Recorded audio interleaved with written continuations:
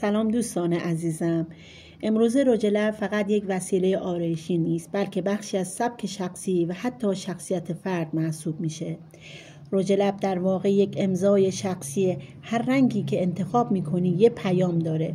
قرمز یعنی جسارت و اعتماد به نفس، صورتی یعنی لطافت و انرژی، نود یعنی سادگی و شیک بودن. وقتی که رژ میزنی فقط لبهایت زیباتر نمیشود، در واقع داری حالت روحیت رو نشان میدهی. رژ لب‌ها در زمان سلطنت ملکه الیزابت در انگلستان دوباره ظاهر شد. او پوست سفید رنگ و لب‌های قرمز را محبوب کرد.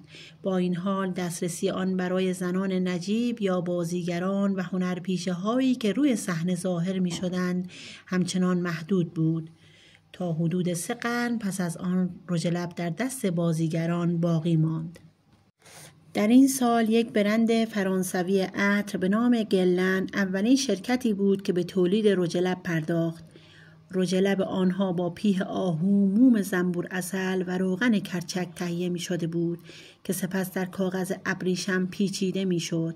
رژ لب مایع نیز توسط این کمپانی فرانسوی دوباره معرفی شد. به گفته ولامینگ در طول دهه 1800 آرایش کردن به طور کلی برای زنان در جامعه غربی نامناسب تلقی می شد. به ویژه رژ لب به عنوان نشانه‌ای از شخصیت پایین اخلاقی تلقی می شد. با این حال این موضوع مانع آن نشد که برخی از زنان راه‌های خلاقانه‌ای برای استفاده از رنگ لب مورد علاقه خود پیدا کنند. یکی از ترفندهای رایج این بود که به لب‌هایشان با ترکیبی از کوشینال، رنگ قرمزی که از حشرات به دست می آید و موم یا روغن رنگ می دادند. سپس روی آن را با یک بالم شفاف یا پماد می پوشاندند. این ترفند یک رنگ ظریف و ملایم ایجاد می کرد که طبیعی به نظر می رسید.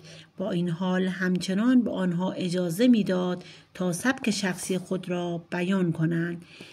در این سال بود که جا و محفظه رژ لب در ظروف استوانه‌ای توسط موریس لوی اختراع شد. این طراحی ظاهری همچنان نیز به شکل‌های زیباتر و بروزتر رعایت می‌شود. دوستان عزیز، ممنون که تا آخر ویدیو با من بودید.